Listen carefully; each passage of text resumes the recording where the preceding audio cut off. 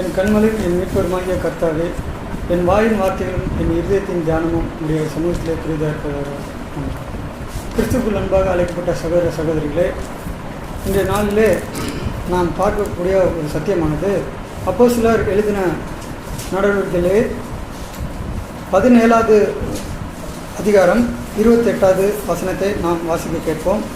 ஏனெனில் அவருக்குள் நாம் பிழைக்கிறோம், அசைகிறோம், இருக்கிறோம்.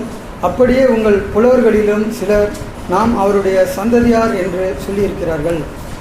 ஏனெனில் அவருக்குள் நாம் பிழைக்கிறோம், அசைகிறோம், இருக்கிறோம்.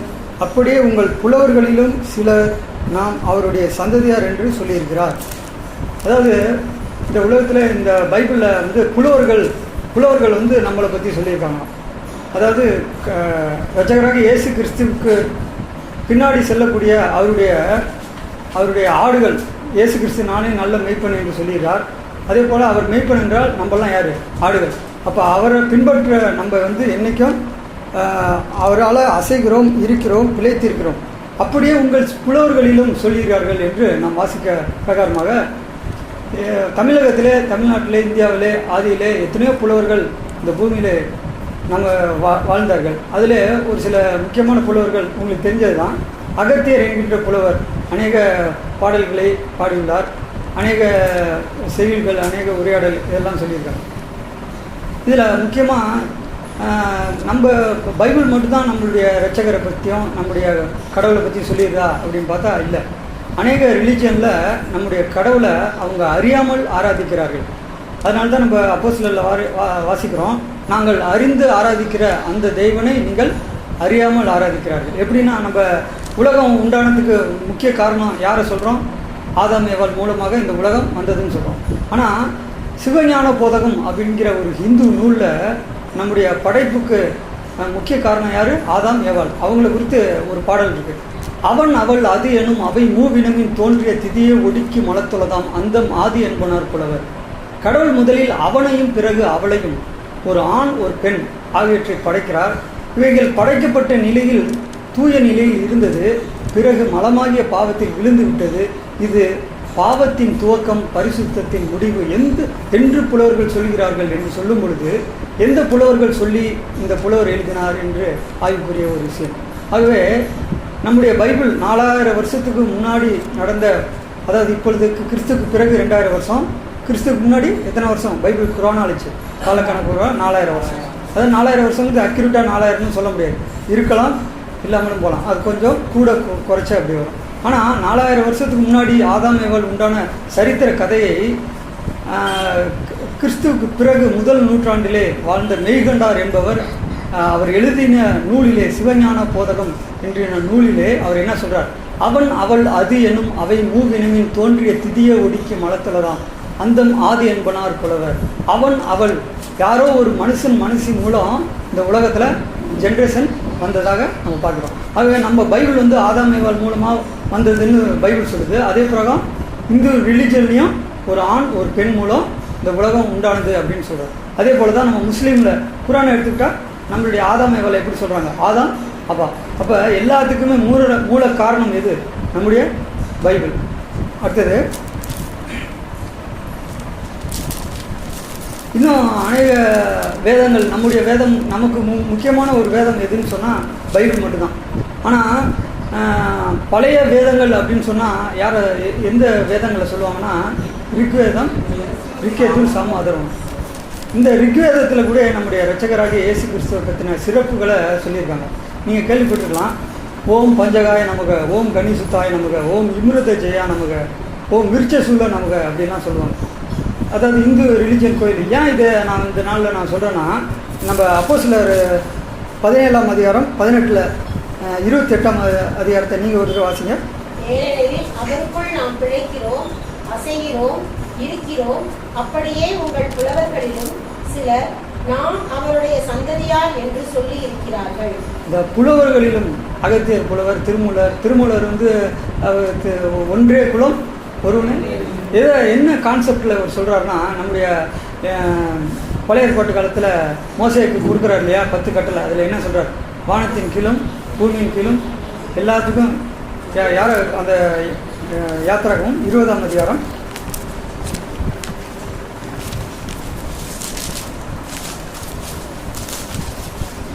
என்னையன்றி உனக்கு வேறு தேவர்கள் உண்டாயிருக்க வேண்டாம்.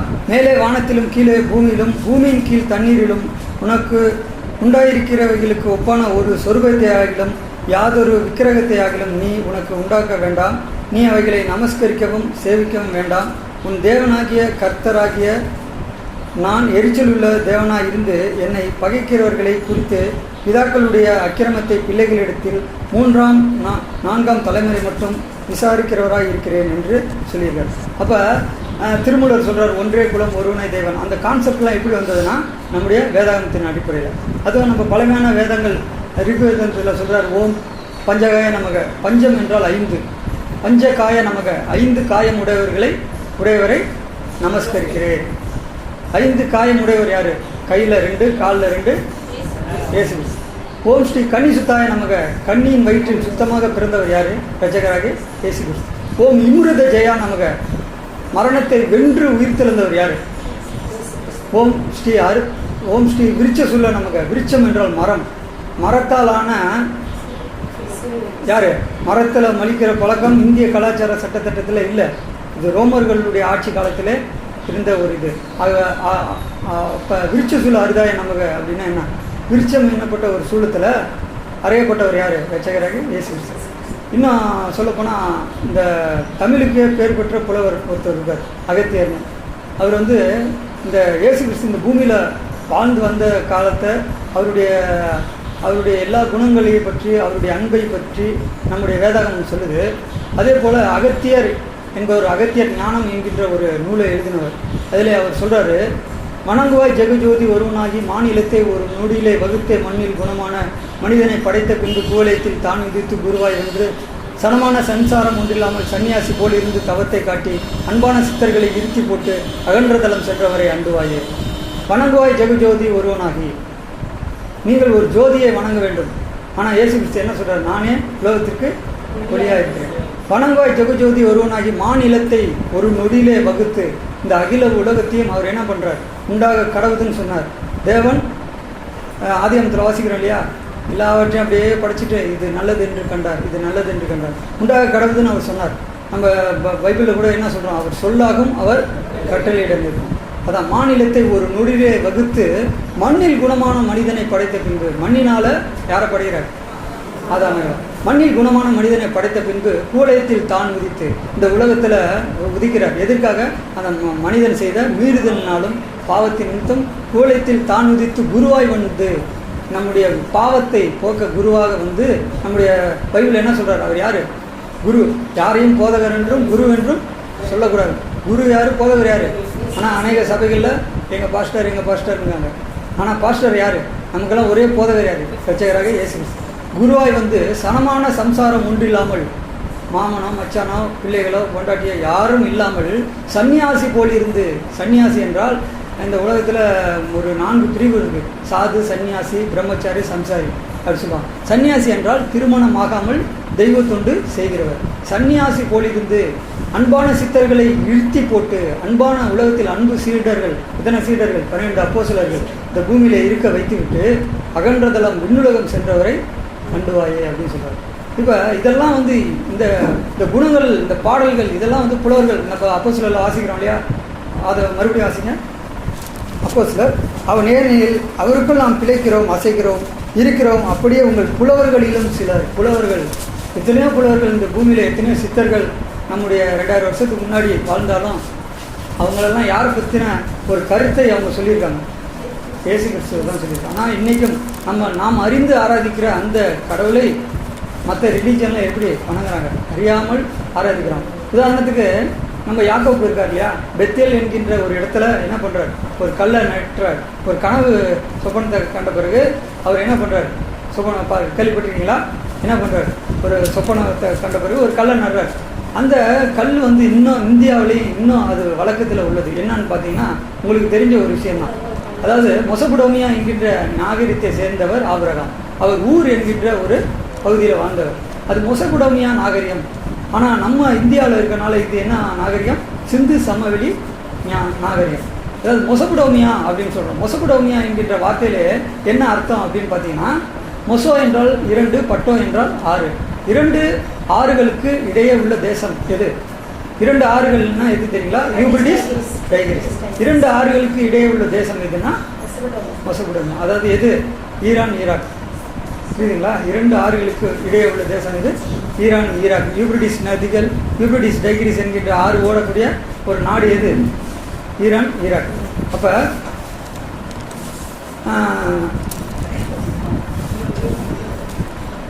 அந்த யாக்கோப்பு அந்த கல்லை நட்டுட்டு போயிட்டாரு.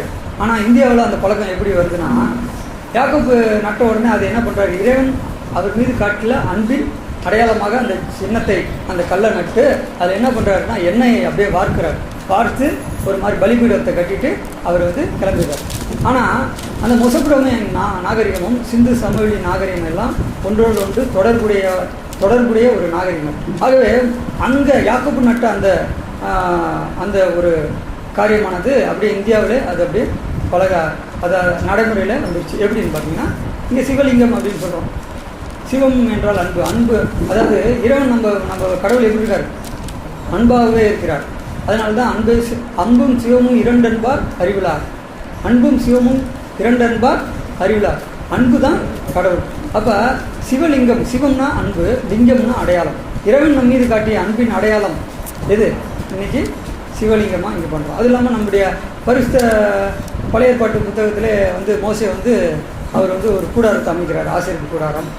அவருடைய கூடாரத்தில் என்னென்ன அமைப்பு இருக்குன்னா உங்களுக்கு தெரியும். பரிசுத்த ஸ்தலம், மகா பரிசுத்த ஸ்தலம், ஒரு வெளியில் ஒரு டென்ட் மாதிரி, அப்புறம் பலிபீடம், காளை, கண்டுகுட்டி, தண்ணீர் தொட்டி. இந்த முறைமையெல்லாம் அப்படியே இந்தியாவில் இன்றைக்கும் ரிலீஜனில் எல்லாம் இந்து ரிலீஜனில் என்ன பண்ணுறாங்க? கோயிலாக கட்டுறாங்க. கருவறை, அப்புறம் உட்பிரகாரம். நம்ம தேவ தூதர்கள்னு சொல்லுவோம். நம்ம தேவ தூதர்கள் கேர்பெண்கள், சேராபெண்கள்னு சொல்கிறோம். அதுதான் மற்ற ரிலீஜன்ல என்ன சொல்கிறாங்க? துவார பாலகர்கள் அப்படிங்கிறாங்க. இதே விஞ்ஞான ரீதியில் சயின்ஸ் பிரகாரம் என்ன சொல்கிறாங்க? ஏலியன்ஸ் பூமிக்கு வந்ததாக சொல்கிறாங்க. அப்போ எல்லாமே எந்த அடிப்படையில் வந்தது? நம்முடைய பைபிளுடைய அடிப்படையில். நம்ம யாத்ராமத்தில் நம்ம வாசிச்சோம் இல்லையா? யாத்ராகம் 20. மேலே வானத்திலும் கீழே பூமியிலும் பூமியின் கீழ் தண்ணீரிலும் உண்டாயிருக்கிறவர்களுக்கு ஒப்பான ஒரு சொருபத்தை ஆகிலும் யாதொரு விக்கிரகத்தை ஆகிலும் நீ உனக்கு உண்டாக்க வேண்டாம். போதும். விக்கிரக வழிபாடு நம்முடைய விசுவாசிகள், அதாவது கடவுளை ஆராதிக்கிற நமக்கு அது இருக்கவே கூடாது. ஏன்னா விக்கிரக ஒரு ஆராதனையானது கடவுளுக்கு பிரியமான ஒரு காரியமா? விக்கிரக ஆராதனை கடவுளுக்கு பிரியமான காரியமா? இல்லை. கடவுளுக்கு பிடிக்காத ஒரு மிகப்பெரிய ஒரு விஷயம் எதுன்னா விக்கிரக வழிபாடு. ஏன்னா நம்முடைய கடவுள் சாதாரண ஒரு கடவுளை நம்ம வணங்குறோன்னு நினச்சிக்க வேண்டாம். கடவுள் எப்பேற்பட்டவர்னா 1, 10, 100, 1000, 10,000, லட்சம், கோடி, 10 லட்சம், மில்லியன், பில்லியன், ட்ரில்லியன், இதெல்லாம் இத்தனை நம்பர்லாம், இத்தனை எண்ணிக்கை உள்ள சூரியன், நட்சத்திரம், கேலக்ஸி, ஸ்டாரு எல்லாம் எங்கே இருக்குது? அண்ட வெளியில், பிரபஞ்ச யூனிவர்ஸில் எல்லாம் எப்படி இருக்குது. அப்போ இவைகளெல்லாம் படைத்து வழிநடத்தி இயக்குறார். இன்றைக்கி பார்க்குறோம், பறவைகள் பறக்கிறப்ப பார்த்துருக்கீங்களா? எப்படி போவோம்? அப்படியே, அதாவது ஒரு 1000, 100 பறவைகள் அப்படியே ஒரே மாதிரியே போகும். எங்கேயுமே அந்த பறவைகள் ஆகாயத்தில் மோதிக்காமல் ஒரே மாதிரியே போகும். அதே மாதிரியே நம்முடைய வானத்தில் எப்படி நட்சத்திரங்கள்லாம் ட்ராவல் பண்ணுதான், ஒரே ஈவனாக போகுது. நம்ம யோகில் வாசிக்கிறோம் இல்லையா? அருமீன் நட்சத்திரம்னு வாசிக்கிறோம். மிருக சீரிசம், இதெல்லாம் இன்னைக்கு விஞ்ஞானிகள் கண்டுபிடிச்சி அதுக்கு ஒரு பேர் வச்சுருக்காங்க. ஓரியன், மின்டாக்கா, அல்லிடம், இப்படிலாம் அநேக பேர்கள் வச்சுருக்காங்க. அப்போ யாத்திராமத்தில் நம்ம வாசிக்கிறோம், நீங்கள் ஒரு சொருபத்தையும் நம்ம வணங்கக்கூடாது.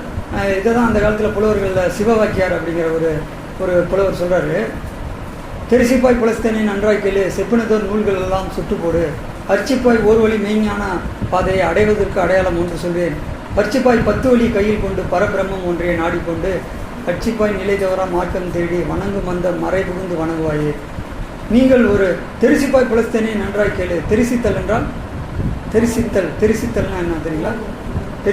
தெரிசிப்பாய் புலஸ்தனை நன்றாய் கேளு. தெரிசிக்கிறதுனா வணங்குறது. நீங்கள் எத்தனையோ கடவுளை வணங்குறீங்களே, நீங்கள்லாம் நன்றாக கேளுங்க. செப்புனதோ நூல்கள் எல்லாம் சுட்டு போடு. உலகத்தில் எல்லா நூல்களையும் சுட்டி போடு.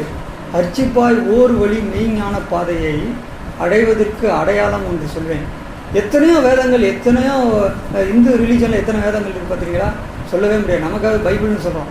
அவங்க ரிக்கேசு, சமாதரவண வேதம், ராமாயணம், கம்பராமாயணம், பகவத்கீதை, எத்தனையோ ரிலீஜன், எத்தனையோ வேதங்கள். நம்மளை விட அவங்களுக்கு தான் அதிக புஸ்தகங்கள் இருக்குது.